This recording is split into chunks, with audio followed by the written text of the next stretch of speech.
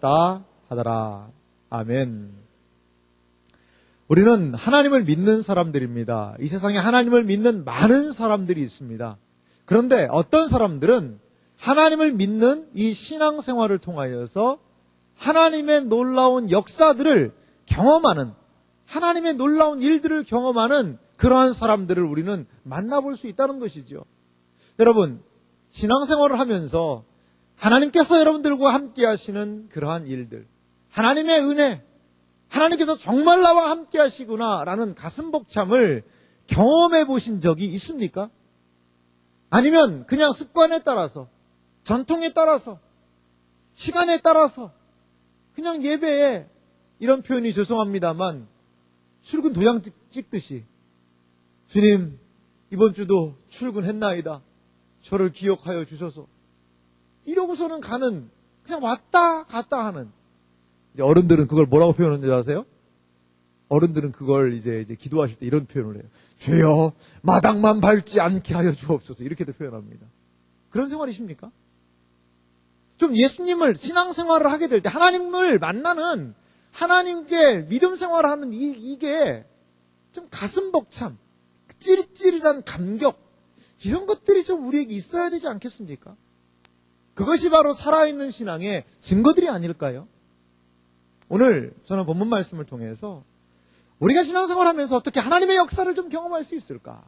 하나님의 역사가 어떻게 우리 안에서 경험되는 일들에 우리도 동참할 수 있을까를 이 중풍병자가 고침받은 이 일을 통하여서 잠시 살펴보기 원합니다. 오늘 본문의 말씀은 두 부분으로 되어 있어요. 그것은 무엇이냐면 한 중풍병자가 있었다는 것이지요. 예수님이 가버나움이라는 곳에서 말씀을 하셨어요. 아마도 예수님은 갈릴리 근처 가버나움에 근거를 삼으셨던 것 같아요. 그런데 거기에서 이렇게 예수님이 말씀하시기 시작할 때 사람들이 오기 시작하는 거예요. 사람들이 그 집에 막 가득 찬 거예요. 아마 학자들은 주석을 살펴보니까요, 약 많이 왔어도 한 50명 정도 모이지 않았을까, 그런 얘기를 해요.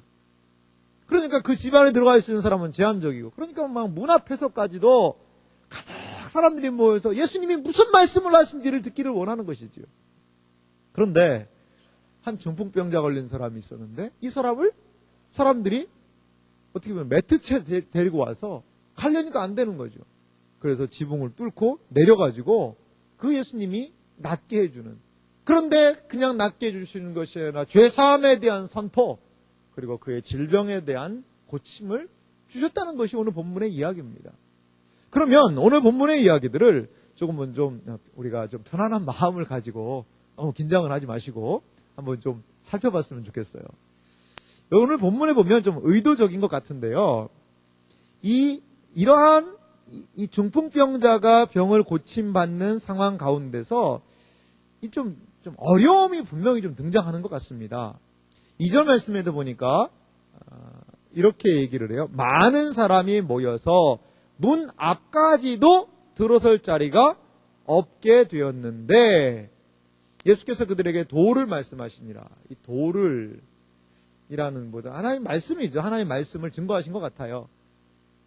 그런데 오늘 3절 말씀을 보세요. 3절 말씀을 우리 같이 한번 또 다시 읽어볼까요? 3절 말씀을 읽겠습니다. 시작.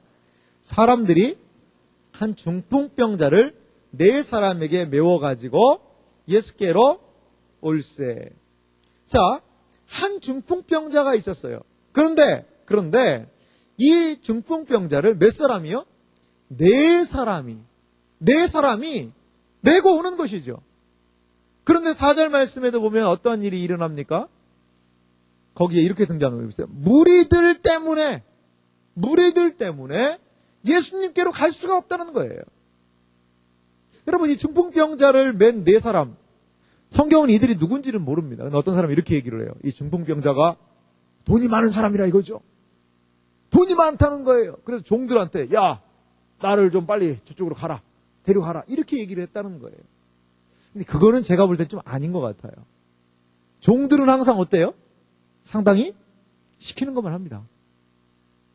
종들은요, 늘 시키는 것만 해요. 그걸 뭐라고 그래요? 수동적이다라고 얘기해요. 수동적. 종들은요, 늘 시키는 것 이상으로 잘 하지 못하는 것 같아요. 못하는 것 같아요. 그러니까 이 종들에게 어떠한 어려움, 종들이었다면 어려움이 있으면 주인님 안 됩니다. 사람 많아서 못합니다. 더 이상 안 됩니다. 그러면 어떻게 되는 거예요? 안 되는 거예요. 그런데 아마도 이 중풍병자를 잘 아는 친구나 이웃이 아니었을까 이런 생각이 들어요. 어떤 분은 뭐 가족일 것이다 이런 얘기까지 하는데 하여간 이 중풍병자에 대한 어떠한 마음을 가지고 있는 사람이에요? 불쌍한 마음. 얘 꼭 나아야 돼. 이 사람 꼭 나아야 돼. 이대로 있을 수는 없어. 벌써 병조 누운 지가 언젠데 애가 타는 마음이 이 속에 있는 것이지요. 그런데 예수님만 만나면 다 될 줄 알고 그 중풍병자를 메고 오는 거예요. 이게 말이 쉽지요, 여러분. 여기 우리 26기들 있죠. 26기들 4명 있는데, 4명 있는데, 한 사람을요, 간이용 침대 있잖아요. 그걸 이제 좀, 예전에 그걸 단가라고 그랬습니다, 단가. 단가라고도 얘기를 했는데, 그런 데다가 실어가지고, 간이용 침대에 실어가지고, 우리 구급차 같은 데도 보잖아요? 그럼 구급 침대에 실어가지고요, 4사람이 들고 간다고 생각해 보세요. 여기서 시작해서. 가장 좀 가벼운 게 보니까 요셉 같은데, 우리 요셉 형제를 옆에 있는 은디랑 다 해서 4사람이 어깨에 메고, 그리고 어디까지? 팔달문까지만 간다고 생각해 보세요. 아마 중도 포기할 것 같은데, 내가 볼 때. 얼마나 무겁겠어요, 사람. 그러니까 이게 계속해서 예수님까지 가는 것도 대단한 일인데, 근데 딱 가보니까 뭐예요? 이게 장애물을 만난 거예요, 장애물. 예수님께로 가야 되는데 장애물을 만난 거예요. 이걸 보면서 이건 적용이니까요. 신앙생활을 하러 나오는 사람들이 많은데요. 때로 먼저 믿은 사람들이 장애물이 될 수도 있지 않을까 이런 생각을 좀 살짝 해봤어요. 많은 사람들이 복음 안에 더 들어와야 되는데 먼저 믿은 사람들이 예수님을 가려. 먼저 믿은 사람들이 가리는 거예요. 물론 여기에서 지금 이 사람들이 우리만 믿어 너 들어오지 마 이렇게 한 건 아닐 거예요. 하지만 분명히 이 중풍병자를 그가 예수님을 만나게 하는데 수많은 무리들은 장애물이었던 건 사실이라는 거죠. 사실이라는 거예요. 그리스도인의 온전치 못함이 지금 수많은 사람들에게 장애가 되고 있지는 않습니까? 복음을 믿고 싶고 하나님 알고 싶고 나아가야 되는데 야, 너같이 신앙생활하면 나는 싫다. 네가 믿는 예수? 나는 그건 아니라고 본다. 장애물이 되는 거예요. 이런 장애물이 되는 거예요. 장애물이 되는 거예요. 그런 분들을요, 종종 봐요. 종종 만나게 돼요. 우리 참 돌아봐야 됩니다. 우리를 통하여서 우리의 축복의 통로가 되어서 우리를 통하여서 예수님을 알게 되는 일, 하나님을 만나게 되는 일이 더 허다하게 일어나는 그런 은혜가 이 자리에 있는 우리 모두에게 있기를 간절히 소망합니다. 그렇습니다. 그런데 그들은 여기에서 멈추지 않았어요. 장애물을 만났습니다. 하지만 그들이 한 행동은 무엇이었습니까? 4절 말씀 보니까요. 이렇게 얘기해요. 제가 읽어볼게요. 무리들 때문에 예수께 데려갈 수 없으므로 그 계신 곳에 무엇을요? 지붕을 뜯어 구멍을 내고 중풍병자가 누운 상을 달아내리니. 이게 우리 문화권에서는요, 이게 상상이 좀 안 되는 일이에요. 상상이 안 되는 일이에요. 만약에 예수님이 이 지동의 한 집에 가셨다고 생각해 보세요. 우리나라는 어떻게 해야 돼요? 지붕을 뚫으려면 어떻게 해야 돼요? 그 한마 드릴이라고 해요. 다다다다다 이걸로 막 구멍을 내서 콘크리트를 뚫어내야 돼. 근데 우리와 그 당시 거기 고대 근동은 좀 이제 이스라엘은 좀 다른 부분이 있죠. 이들의 지붕은요, 흙집이었다는 거죠, 흙집. 그리고 나무나 이런 것들을 얹어서 흙을 얹은 거예요. 그런데 이게 이스라엘 팔레스타인은요, 지붕이요, 우리같이 이렇게 뾰족하지가 않아요. 뾰족하지 않아요. 우리나라가 지붕이 이렇게 뾰족했던 이유는 뭘까요? 왜 그렇게 지붕을 이렇게 높게 이런 식으로 만들었어야 될까요? 우리나라에 뭐가 많이 오기 때문에? 비와 눈이 많이 오기 때문에 그래요. 제가 외국에 봤는데 거기 눈이 많이 내리는 지역이더라고요. 봤더니요, 이 지붕 각도가요, 거의 거의 엄청나게 뾰족하더라고요. 왜냐하면 지붕 각도를 어설프게 해놓으면 왜냐면 그 지역은 눈이 많이 내리는 거예요. 그래서 지붕이 어떻게 돼요? 무너지는 거예요. 그러니까 눈이 빨리 떨어지라고 경사를 높게 했더라고요. 이렇게 지역적인 특성이 분명히 있거든요. 이 팔레스타인 지붕은요, 그 지붕이 평평해요. 평평해요. 그래서 그 위에서 뭐 간단한 일도 보기도 했다는 것이죠. 그런데 그것이 그 당시에는 2000년 전이니까요. 콘크리트가 없었을 거 아니에요. 이 마가복음에 보면 기와를 벗기고라는 말도 있어요. 기와. 거기에다 먹어도 좀 얹어놨던 것 같아요. 그런데 사람들이 지붕을 활용해서 어떤 생활 공간으로 활용했던 것은 맞는 것 같습니다. 근데 그 지붕을 뜯어내기 시작했다는 거예요. 뜯어내기. 여기 본문은 이제 뜯어라고 얘기하는데 그 성경 원어를 보면 이게 벗겨내는 그런 부분이 많아요. 벗겨내는 하나씩 이렇게 드러내는 것이죠. 여러분 상상력을 한번 동원해 보세요. 눈을 감지는 마시고. 상상력 하면 눈을 감아버리는데 눈을 감으면 안 됩니다. 우리 교회 천장은 하도 높아가지고 여기서 중풍병자가 내려오다가는 낙상할 확률이 높겠죠. 이 정도는 아니겠죠. 이 정도는 까마득합니다. 아찔한데요. 근데 팔레스타인은 약 단층으로 많이 되어 있으니까요. 거기에서 갑자기 예수님이 말씀을 설교를 하고 계시는데 막 흙이 막 부슬부슬 떨어지더니 막 그냥 뭐 소리가 막 바삭바삭 나더니 조심해주세요 막 이런 생각을 해보세요. 그럼 집주인이 가만히 있겠어요? 자기 집 부시는데 집주인이 거기 뭐해 안 내려와 그러면서 얘기하고 배상을 할 수도 해야 되는 상황이 되기도 하고 이게 보통 성경은 근데 그런 걸 침묵하고 있어요. 그냥 훅 지나갑니다.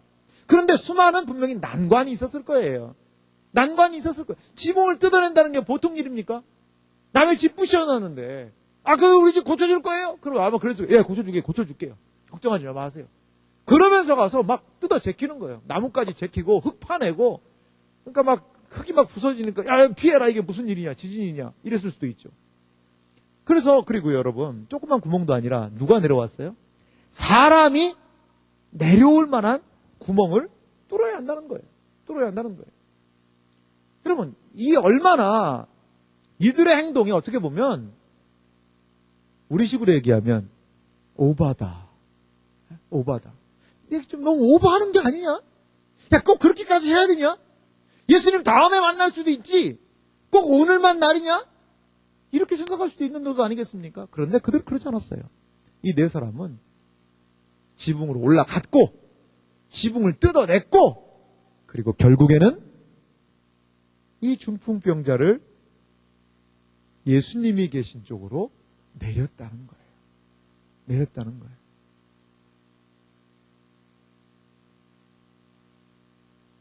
예수님께서는요, 이들의 행동에 대하여서 뭐라고 말씀하실까요? 마가복음 2장 5절 말씀을 같이 읽어볼까요? 한 목소리로 같이 읽습니다. 시작. 예수께서 그들의 믿음을 보시고 중풍병자에게 이르시되 작은 자야 내 죄 사함을 받았느니라 하시니.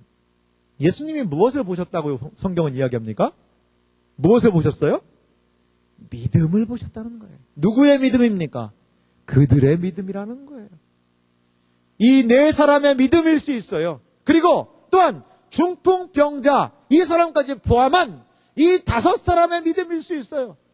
예수님은 이 난관을 부딪힌 사람이 보여준 이 행동을 무엇으로 평가하세요? 믿음이라고 규정하고 계시다는 거예요. 그들의 모습은 오버하는 행동이 아니었다는 거예요. 그들의 모습은 무리한 행동이 아니었다는 거예요. 그들은 바로 믿음의 행동이었다는 것입니다. 그렇습니다. 예수님께로 그들이 가지고 있던 생각은 그거 아니겠어요? 예수님께로 나아가면 나을 수 있어. 너 조금만 기다려. 너의 중풍병, 병이 깊지만 예수님께로 가면 고침을 받을 수 있어. 그것을 얘기하는 거예요. 그것을 기대하는 거예요. 그것을 사모하는 거예요. 이 네 사람은 이 중풍병자가 그리스도 앞으로 나아가기만 하면 나음을 얻을 수 있다는 그 믿음을 소유한 사람들이었다는 것입니다. 여러분, 우리는 몸된 교회에 나옵니다. 오늘 교회에 나오셨어요. 이 자리에 앉으셨습니다.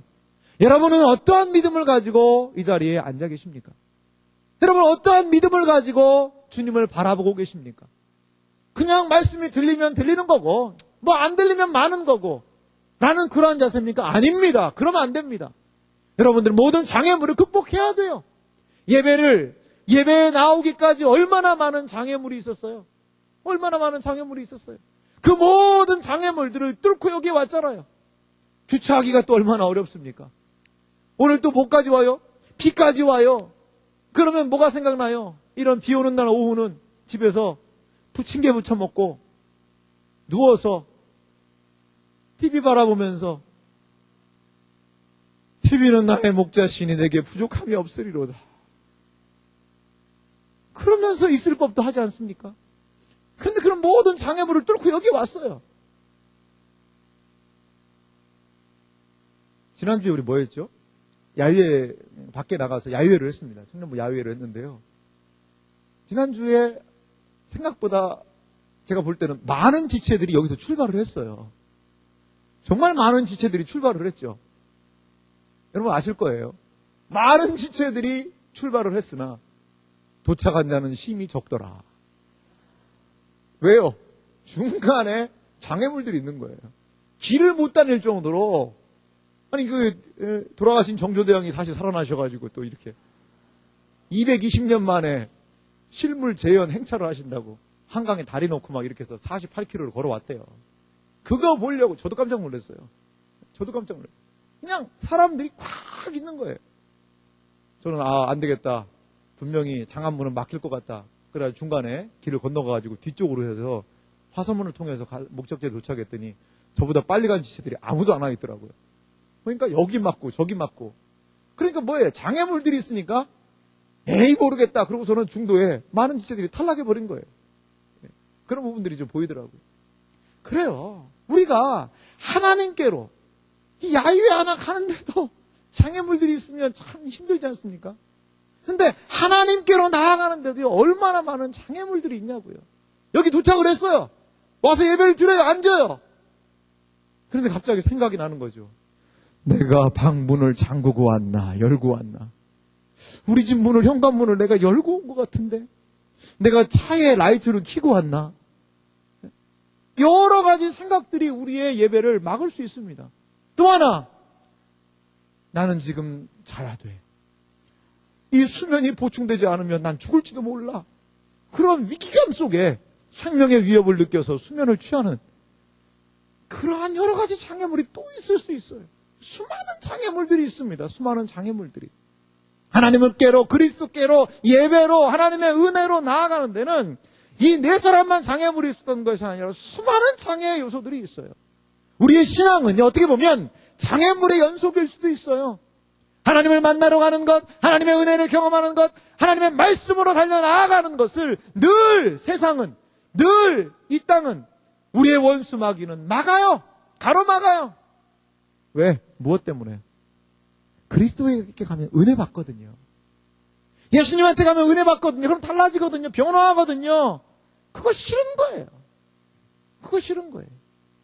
여러분을 막고 있는 장애물들 무엇입니까? 안 됩니다. 이건 안 됩니다. 주님, 이건 안 됩니다.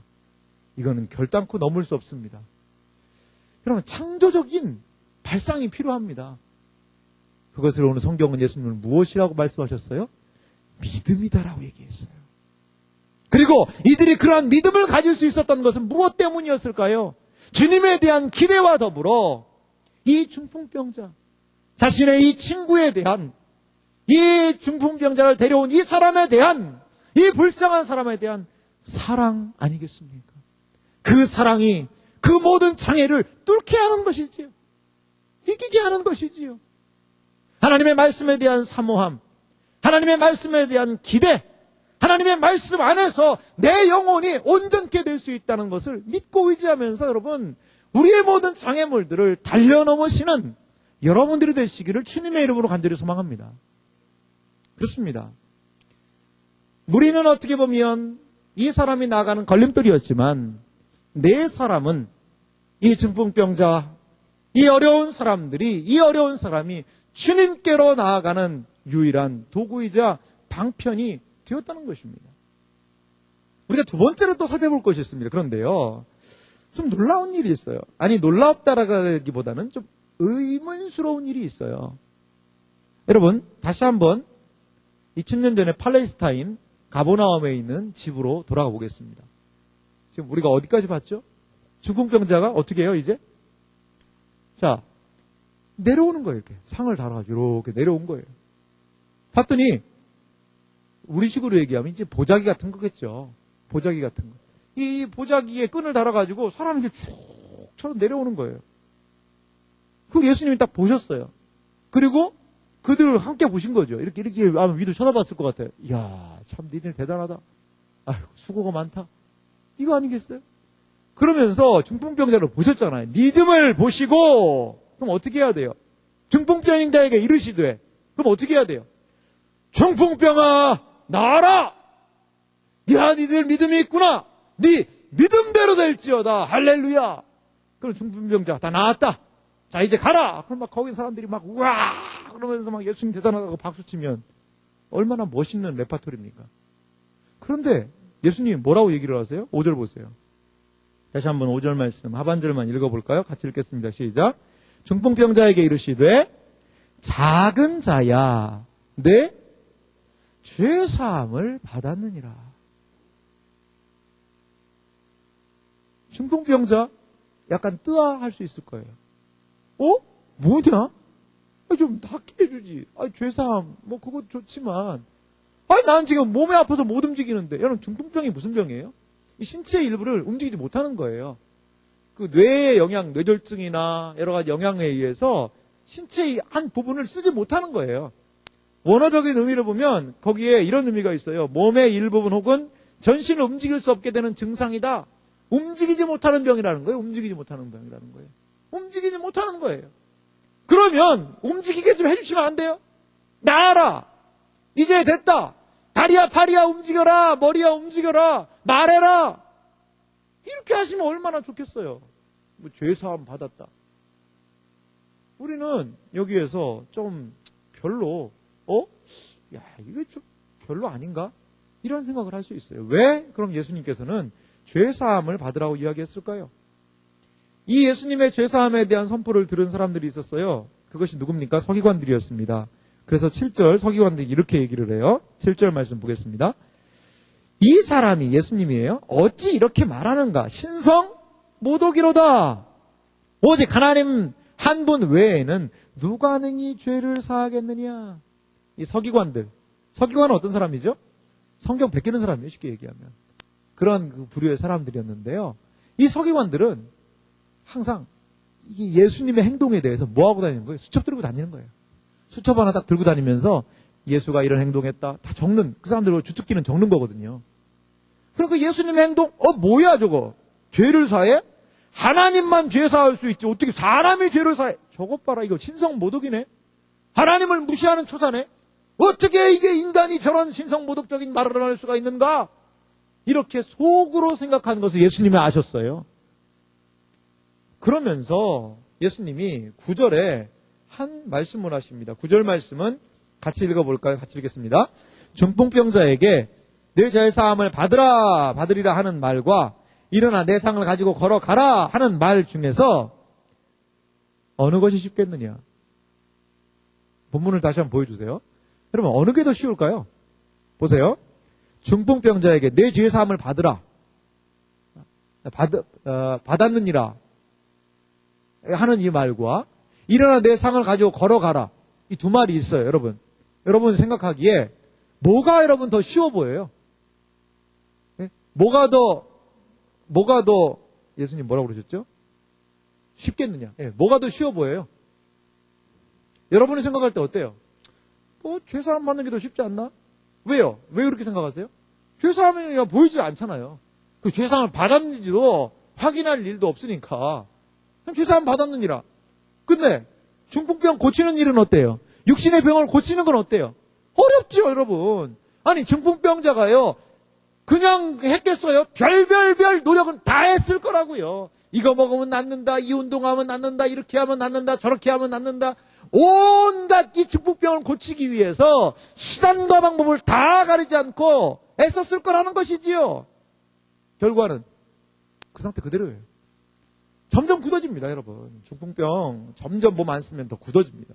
그러니까 우리 주변에도 보면 그 몸 굳어지지 않게 하려고 막 기를 쓰고 운동하시는 분들이 많이 계세요. 많이 계세요. 얼마나 고통스러워요. 아마도 사람들은 죄송하는 거? 이런 식으로도 얘기를 했을 수도 있습니다. 그런데 예수님은 그 의미를 이렇게 얘기하세요. 10절 말씀에 보니까 그러나 인자가 땅에서 죄를 사하는 권세가 있는 줄을 너희로 알게 하려 하노라. 인자가 예수님께서 땅에서 죄를 사하는 권세, 하나님께만 있는 그 죄를 사하는 권세가 누구에게도 예수님에게도 있는 줄을 드러내 보이신다는 것입니다. 여기서 우리가 한 가지 분명하게 알아야 되는 것이 있어요. 그것이 무엇입니까? 사람들은요, 눈에 보이는 걸 찾아요. 당장 지금 이 사람에게 필요한 건 뭐라고 생각해요? 중풍병에서의 고침. 못 쓰는 팔, 걷지 못하는 다리, 말하지 못하는 입, 풀리고 온전하게 돼서 좀 나았으면 좋겠다. 이것을 수많은 사람들이 요구하고 예수님께로 왔다는 것이지요. 하지만 예수님께서는 그 질병 너머에 있는 그 사람의 중심을 꿰뚫고 계시는 거예요. 그러한 죄의 근원, 이 사람의 삶의 문제의 근원, 그것이 무엇이냐? 그것은 바로 죄 때문이라는 것입니다. 죄 문제라는 거예요. 다른 말로 하면 이 사람은 지금 무슨 병에 걸린 거예요? 중풍병에 걸려 있지만 그 속은, 그 영혼은 죄병에 걸린 거예요. 죄병. 그 죄를 해결하고 이 육신을 온전하게 해야 된다는 거예요. 육신보다도 더 중요한 것은 그 속에 죄병이 용서받는 것이라는 것입니다. 여러분, 우리 하나님 앞에 가요. 하늘나라 가요. 천국 갑니다. 하나님 앞에 갈 때 병 걸린 사람 못 갑니까? 아픈 사람은 천국에 못 들어갑니까? 그거 아닙니다. 어떤 사람이 못 들어가요? 죄병 해결하지 못하면 못 가는 거예요. 예수님이 오신 목적도 바로 이 죄의 문제 해결, 그것을 위해서 오셨다는 것을 여기에서 명확하게 드러내 보여주고 계신다는 거예요. 이 중풍병자의 모습은요, 어떻게 보면 현재 이스라엘 백성의 모습일 수 있어요. 하나님의 말씀에 반응하지 못합니다. 반응하지 못하고 움직이지 못하는 거예요. 죄병에 걸려서 하나님의 뜻에, 하나님의 말씀에 반응하지 못하는, 어떻게 보면 영적인 죄병에 걸려있는 이스라엘을 상징적으로 보여주는 것이 이 중풍병자의 모습일 수 있습니다. 주님께 나아갈 수 없는 거예요. 온전히 나아갈 수 없는 거예요. 주님은 그의 영혼에 있는 죄의 문제를 해결하기 원하신다는 것입니다. 그리고 또한 주님은 이 죄병에서의 해결, 죄사함을 받으라는 선포와 더불어서 또 하나의 말씀을 하세요. 2장 11절 말씀 같이 읽어봅시다. 시작. 내가 내게 이르노니 일어나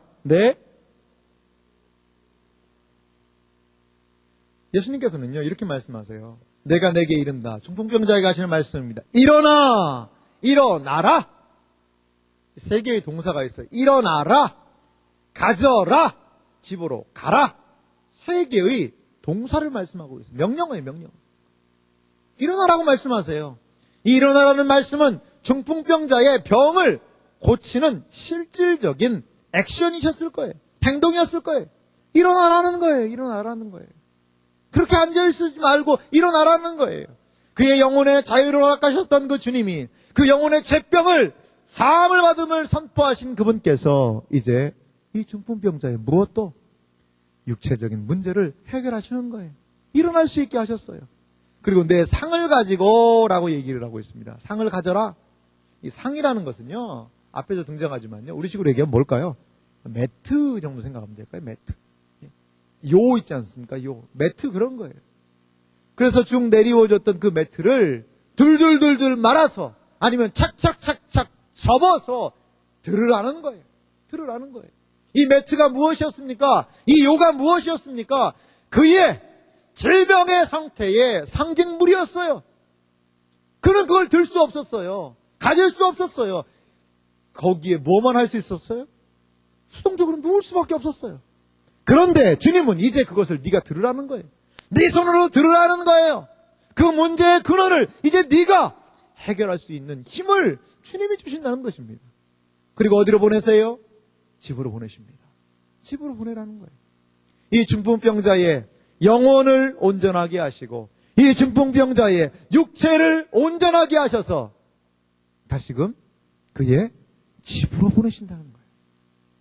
너의 집에서 너의 역할을 감당하라는 거예요. 그동안 중풍병자 어땠을까요? 가정의 근심이었을 거예요. 가정의 어려움이었을 거예요.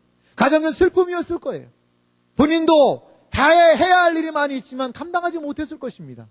그러나 이제 집에 돌아가서 그에게 자녀들이 있었다면 그 자녀들을, 그에게 가족이 있었다면 그 가족의 근심이 아니라 그 가족의 기쁨이자 그 가족을 세울 수 있는 그러한 존재로 주님께서는 만들어 주셨다는 것이 오늘 본문의 말씀이라는 것입니다. 이 사람의 놀라운 일들을 보고 사람들은 이렇게 반응합니다. 12절 말씀을 보겠습니다. 그가 일어나 곧 상을 가지고 모든 사람 앞에서 나가거늘 그들이 다 놀라 하나님께 영광을 돌리며 이르되 우리가 이런 일을 도무지 보지 못하였다 하더라. 하나님께 영광 돌리는 일이 여기에서 발생했다는 거예요. 무엇을 통하여서 이 중풍병자를 그 데려갔던 그 네 사람, 허무맹랑해 보이는, 너무나도 상식 밖의 행동이 보이는, 너무나도 오버하지 말아라 라는 그 행동을 통하여서 하나님은 중풍병자를 새롭게 고치셨고 그 현장을 목격한 많은 사람들에게 무엇을? 하나님께 영광을 돌리는 일이 가능하게 했다는 것입니다. 저는요, 이 본문 말씀을 생각해 보면서 우리의 모습을 좀 돌아봤습니다. 여러분, 우리의 신앙생활, 하나님의 역사를 여러분들 경험하는 그런 삶 살기를 원하십니까? 하나님의 살아계심을 나도 좀 경험했으면 좋겠다라는 그런 이 마음 가운데 소원함이 있으십니까? 그러면 이제 우리는 부딪혀야 돼요. 말씀을 믿고 믿음 안에서 세상이 볼 때 너 오바다. 그렇게까지 살 필요 있냐? 그렇게 꼭 살아야 되냐? 너만 교회 다니냐? 그런 모든 소리들을 뒤로 해야 돼요. 도전하셔야 돼요, 여러분. 도전하셔야 돼요. 무엇을 도전해야 될까요? 가장 여러분들에게 먼저 말씀드리고 싶은 것은요, 하나님의 말씀의 사람이 좀 돼보세요. 어제와 그저께를 통해서 리더들과 좀 시간을 좀 보냈어요. 제가 리더들에게 도전을 했습니다. 물어보세요, 오늘. 무슨 일이 있었는지, 과연 어떠한 도전이었는지. 제가 이런 얘기 했어요. 성경 66권을 다 연구해라 그랬어요. 제가. 별로 안 놀라시네요, 여러분. 성경 66권은 읽으란 얘기가 아닙니다. 그냥 읽으란 얘기가 아니라 연구를 하라고 그랬어요. 연구를 하라고. 주석을 좀 펼쳐놓고 이 말이 무슨 뜻인지 쭉 읽다가 모르는 내용들을 살펴봐서 연구하라고 그랬어요. 어떻게? 평생 동안. 그래서 뭐를? 연구 노트를 좀 만들어 놓으라고 그랬어요. 그렇게 신앙생활을 좀 하라고 그랬습니다.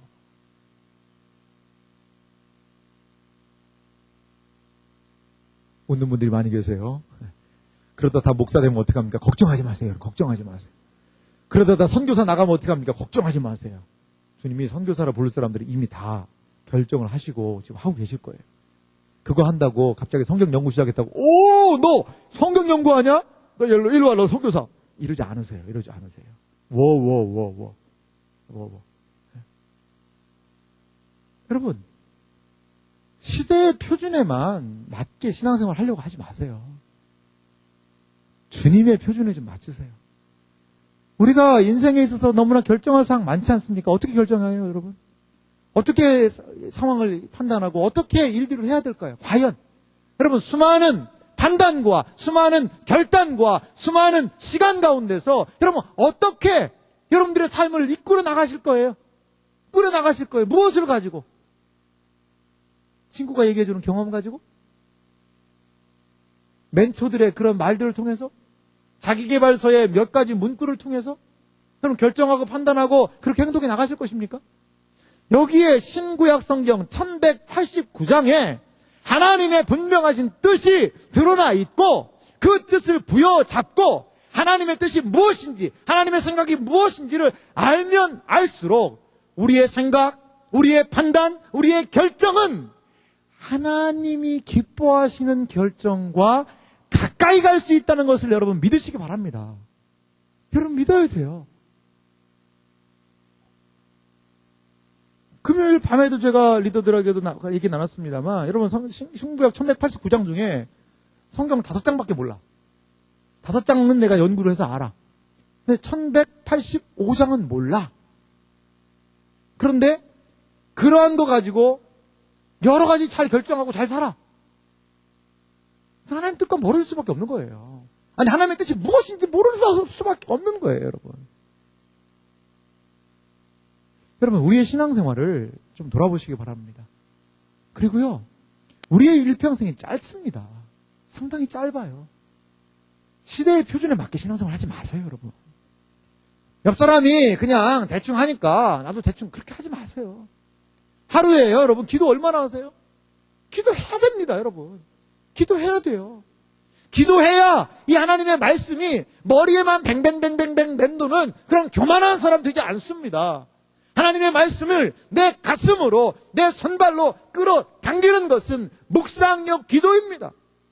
그것을 통하여서 하나님의 말씀이 진정으로 내 안에서 고백되어지고 내 안에서 삶으로 살아낼 수 있는 힘을 기도를 통해서 얻는 거예요.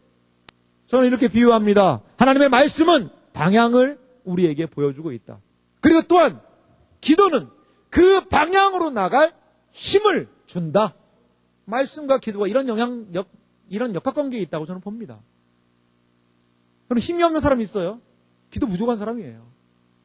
그리고 뭐가 뭔지도 모르는 사람이 있어요. 말씀에 부족한 사람이에요. 그리고 뭐가 뭔지도 모르겠고 힘도 없는 사람이 있어요. 그건 뭐예요? 둘 다 부족한 사람이에요. 둘 다 부족한 사람이에요. 그럼 금요 기도회는 왜 안 나와요, 여러분? 금요일날 교회가 기도하자고 좀 힘을 얻자고 이런 부르잖아요. 토요일날 청년부 기도회는 왜 안 나와요?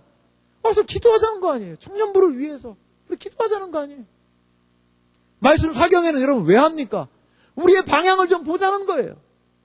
이번 가을 말씀 사경에 제가 주제를 이렇게 정했어요. 다니엘 기도에 인생을 걸다. 다니엘이라는 사람 우리 통해서 좀 기도의 도전을 이번 가을, 그래서 사경에도요 가을 기도 사경이라고 그랬어요. 기도 사경. 좀 와서 좀 도전을 받아야 돼요. 보고 기도해서 힘을 내어 살아야 한다는 것입니다. 그리고 오늘 이 네 사람의 행동을 통하여서 제가 좀 주목한 모습이 있습니다. 그것은 무엇이냐면 이 네 사람이 가진 모습이라는 거죠. 이 네 사람은 뭘 가지고 있었어요? 주님에 대한 믿음이 있었다는 것이죠. 그리고 이 한 사람을 주님께로 인도했다는 거예요. 우리 11월 6일에 새생명축제를 준비하고 있습니다.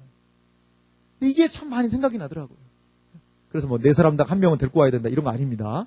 이런 문자적으로 막 해서 네 사람당 하나 둘 셋 넷 한 명 데리고 오고 하나 둘 셋 넷 데리고 오고, 그래 정확히 숫자를 내가지고 8명 구역이 8명이면 니는 2명 데려와야 된다. 이렇게 숫자로 하자는 건 아닙니다. 하지만 우리에게 새생명축제를 앞두고 있는 우리에게 많은 것들을 좀 보여주고 있는 것 같아요.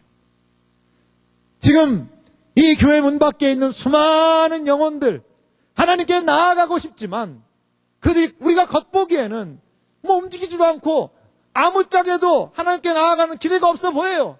하지만 그 영혼을 깊숙이 만나보면 그 영혼에 몸부림이 있을 거예요. 나 좀 예수님께로 데려다 줘. 나 좀 예수님께로 인도해 줘. 나 좀 교회로 인도해 줘. 그런데 그들은 손을 움직일 수 없어요. 발을 움직일 수 없어요. 입을 움직일 수 없어요. 그러니까 말을 못하는 거예요. 우리가 찾아내야 돼요. 불쌍히 여겨야 돼요. 그래서 그들 데려와야 되는 거예요. 무엇으로? 하나님의 말씀으로. 무엇으로? 예수 앞으로. 예수 앞으로. 그래서 우리가 예수님을 만나서 우리가 자유함을 경험하고 죄사함을 경험하고 삶의 온전한 목표와 의미를 발견했듯이 우리 주변에 있는 많은 사람들, 많은 영혼들, 많은 지체들이 우리와 같은 온전함을 경험해야 할 줄 믿습니다. 여러분, 전도가 쉬워요? 어려워요? 어려운 일입니다. 정말 어려운 일이에요. 제가요, 일을 많이 만드는 목사잖아요. 올해 또 하나의 일들을 우리 전도사님에게 지웠어요. 죄송합니다, 여러분. 우리 전도사님들 얼마나 힘든지. 금요일 날 수업 끝나면 여러분 어떨 것 같아요? 우리 전도사님들 수업하시고 나서. 피곤하죠, 힘들죠. 그런데 제가 그 피곤한 우리 전도사님들을 아주대 앞으로 모입시다. 이렇게 얘기를 했어요. 수업 총신해서 마치고 밥 먹고 쉬지도 못합니다. 커피도 한 잔 못 마시고 바로 총알같이 2시 20분에 아주대로 모여야 돼요.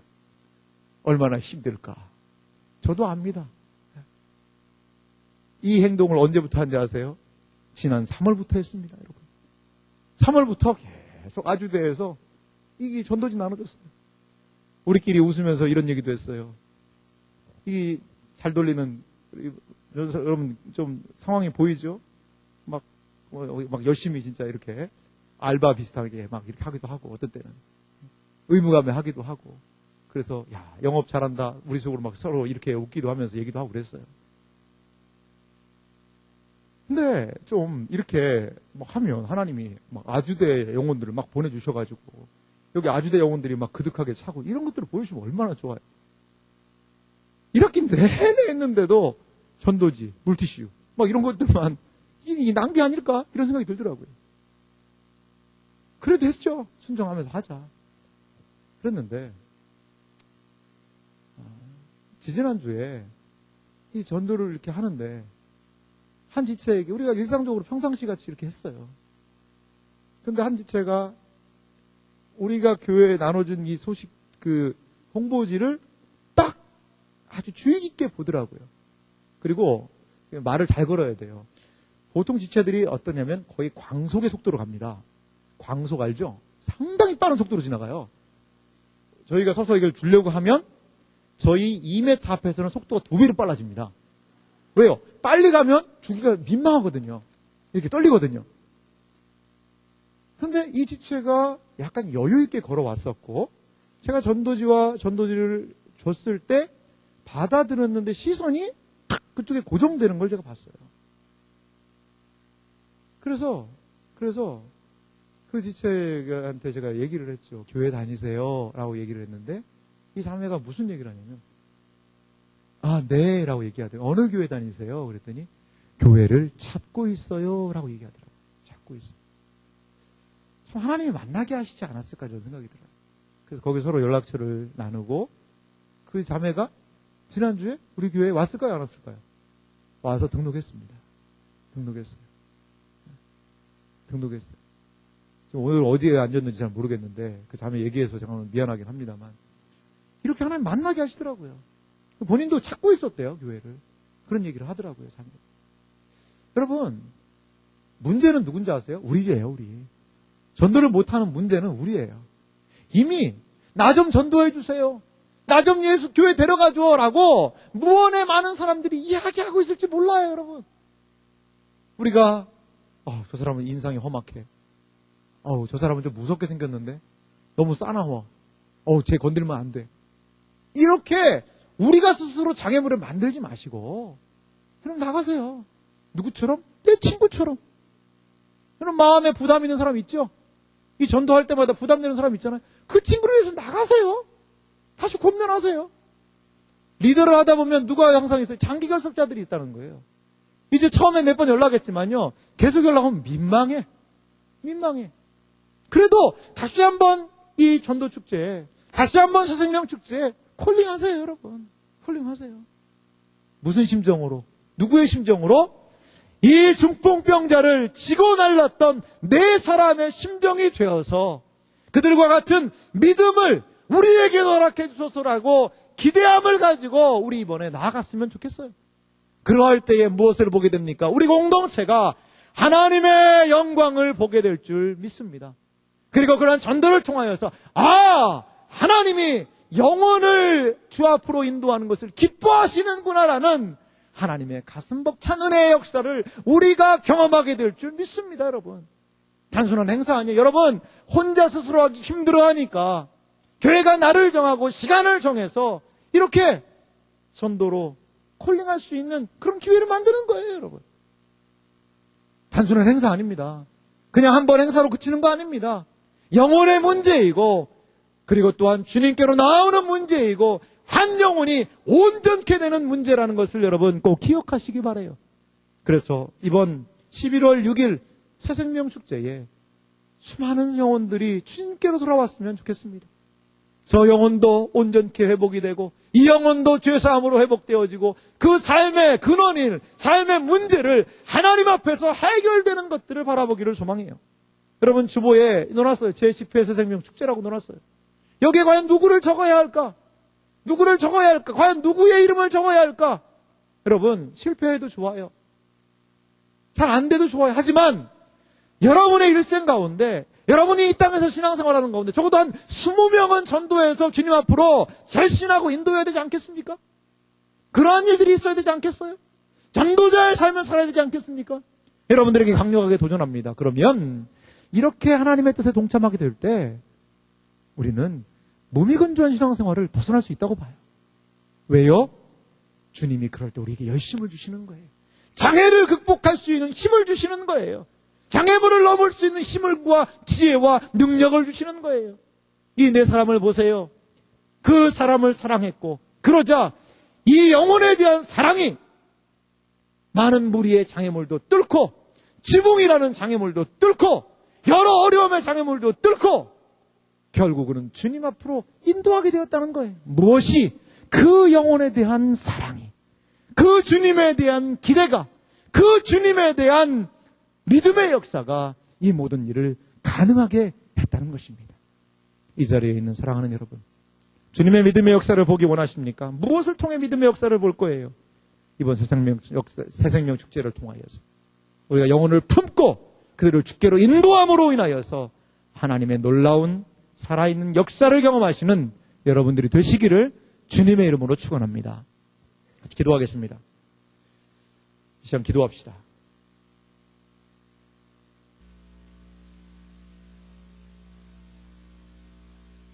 내 사람이 어땠을까? 많이 생각해 보게 됩니다. 과연 내 사람이 어땠을까? 그 난관을 어떻게 극복했을까?